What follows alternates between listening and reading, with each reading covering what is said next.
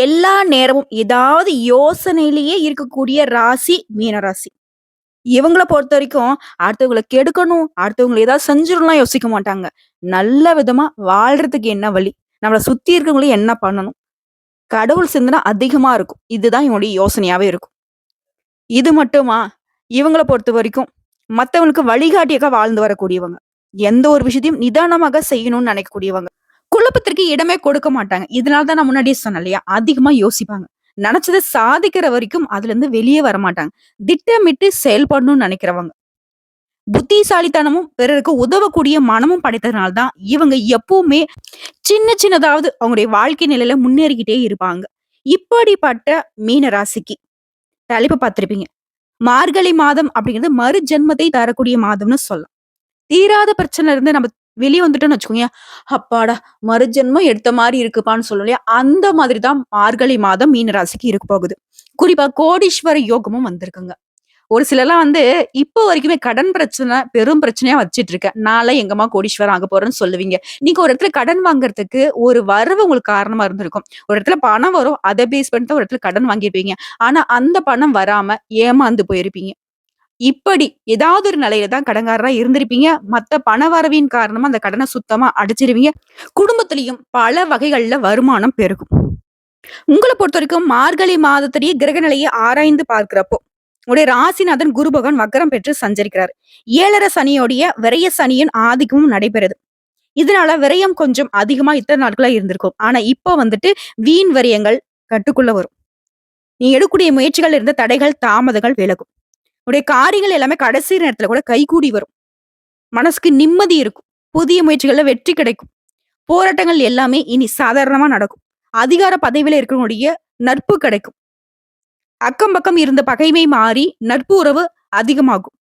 அடுத்து செவ்வாய் பகவானை பொறுத்த வரைக்கும் மாசத்துடைய தொடக்கத்துல கடகத்துல இருக்கக்கூடிய செவ்வாய் பகவான் மகரத்துல சஞ்சாரம் பண்ணக்கூடிய சுக்கிர பகவானை பார்க்கறதுனால சுக்கிர பகவான் கும்பத்திற்கு போன பிறகுமே செவ்வாய் பகவானுடைய பார்வை இருக்குது. அது உங்க ராசிக்கு வச்சு பாக்குறப்போ 3ஆம் இடத்துக்கும் 8ஆம் இடங்களுக்கும் அதிபதியா வராரு. சுக்கிர பகவானுடைய இந்த பார்வையின் பலன் காரணமா விலையுயர்ந்த பொருட்களை வாங்கக்கூடிய யோகம் உண்டாகுது. கடன் சுமை குறையும். புதுசா முடிவெடுப்பீங்க. நெருக்கடிகளான நிலை மாறுது. நீண்ட தூர பயணங்கள் பலன் கொடுக்கும். ஆடை ஆபரண சேர்க்கை உண்டாகும். துணிவாகவும் தன்னம்பிக்கையோடும் செயல்படுவீங்க. தொழில் ரீதியா எடுக்கக்கூடிய முயற்சிகள் எல்லாமே வெற்றியை கொடுக்கும். அடுத்து குரு பகவானுடைய வக்ரம். உங்களுடைய ராசிக்கு அதிபதியானவர் குரு. அது மட்டும் இல்லாம உங்க ராசியில தொழில் ஸ்தானத்துக்கும் அவரே அதிபதியா நிக்கிறார். அப்படிப்பட்ட குரு வக்ரம் பெற்றிருக்கிறது அப்படிங்கிறது உங்களுக்கு நல்லதுதாங்க. ஆரோக்கிய தொல்லைகள் நீங்குது. அடுத்தவங்களுடைய விஷயத்துல மட்டும் எப்பவுமே தலையிடாதீங்க. வீண் விவாதங்கள் பண்ணக்கூடாது. மன வருத்தம் நீங்குது. தொழில்ல இருக்கக்கூடிய சங்கடங்கள் மறையுது. உத்தியோக பணிகளை பொறுத்த வரைக்கும் உங்களுக்கு இருந்த தொல்லைகள் மறையுது. உங்ககிட்ட ஒப்படைக்கப்பட்ட பொறுப்புகளை சரியா செஞ்சு முடிச்சிருவீங்க. மற்றவர்களால உங்களுடைய செயல்பாடுகள் பாராட்டப்படும்.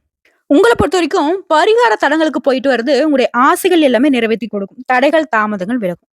அடுத்து சுக்கிர பகவானை பொறுத்த வரைக்கும் மார்கழி 15ஆம் தேதி கும்ப ராசிக்கு சுக்கிரன் போறாரு. உங்க ராசிக்கு 3 மற்றும் 8ஆம் இடங்களுக்கு அதிபதியா இருக்காரு சுக்கிரன்.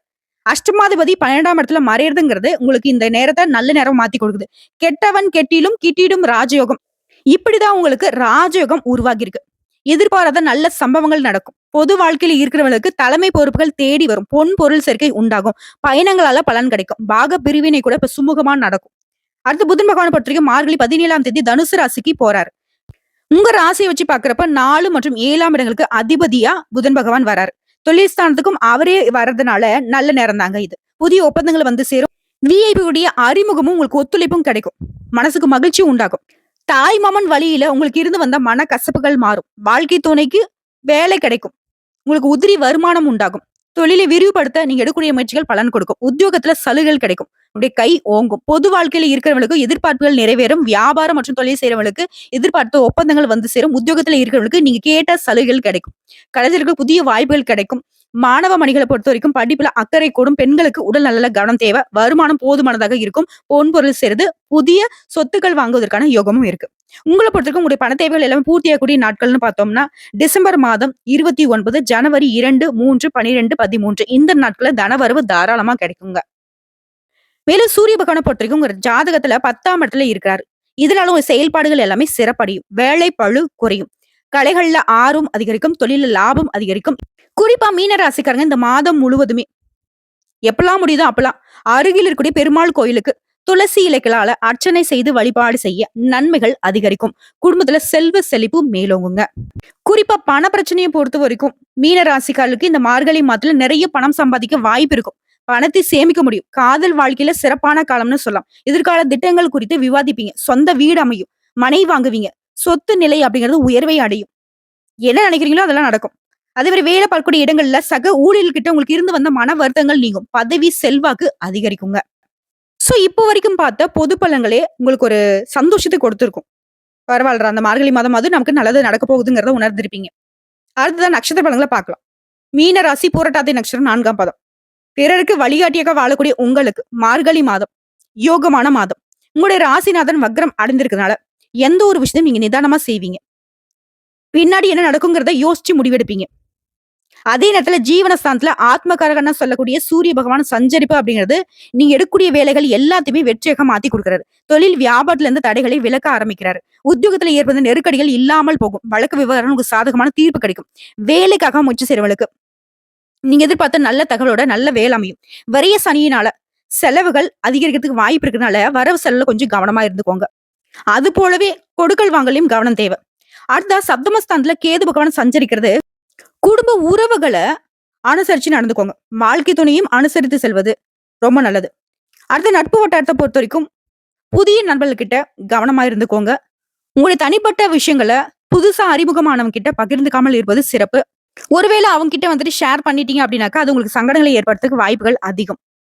எந்த ஒரு ஆசைக்கும் இடம் கொடுக்காதீங்க. அறிவுக்கு மட்டுமே இடம் கொடுக்கிறது ரொம்ப நல்லது. மாணவர்களை பொறுத்தவரைக்கும் இந்த காலகட்டத்துல படிப்புல கூடுதல் கவனம் செலுத்துவதும் நல்லது. உங்களை பொறுத்தவரைக்கும் அதிர்ஷ்டம் தரக்கூடிய நாட்கள் டிசம்பர் 30, ஜனவரி 3, 12 இந்த நாட்கள் சுப நிகழ்ச்சிகள் தொடக்கத்துக்கு பயன்படுத்துங்க.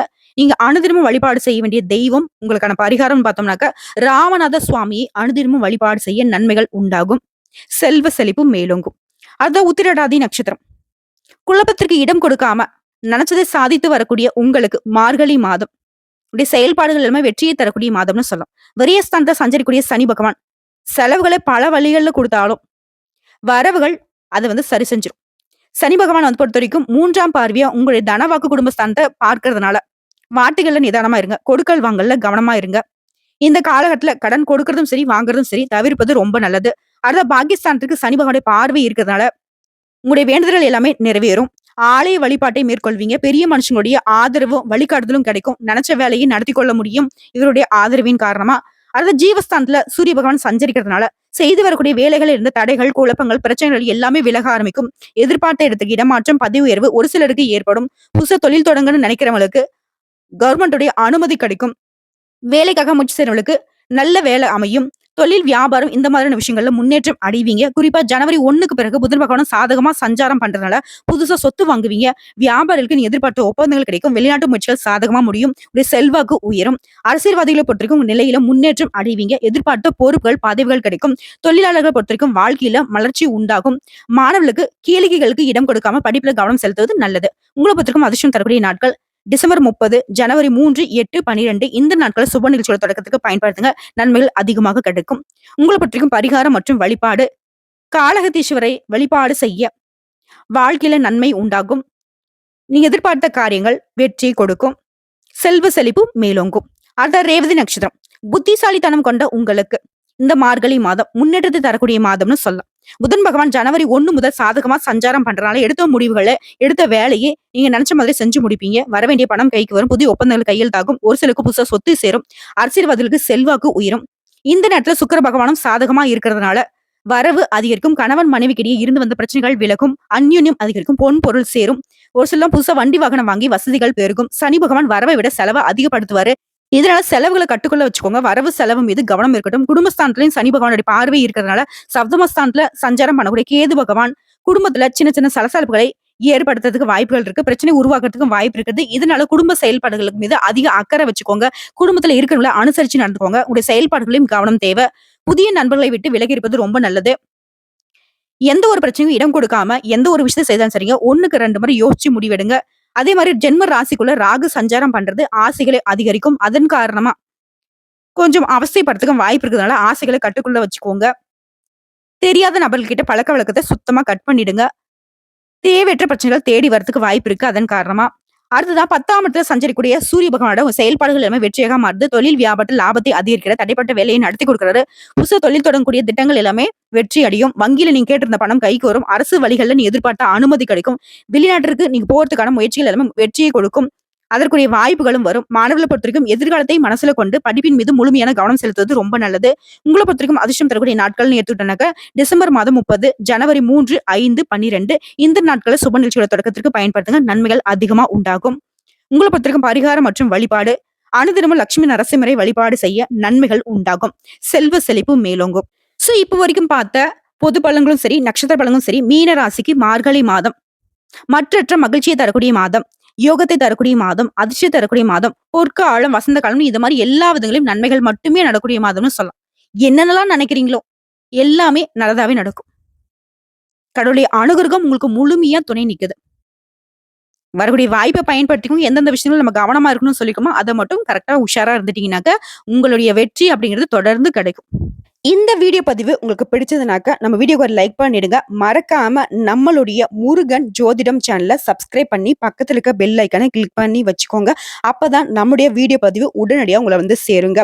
மேலும் ஏதாவது ஆன்மீக தகவல் தேவைப்படுச்சுன்னா கமெண்ட் பாக்ஸ்ல பதிவிடுங்க. உடனடியாக பதில் தெரிவிக்கப்படும்.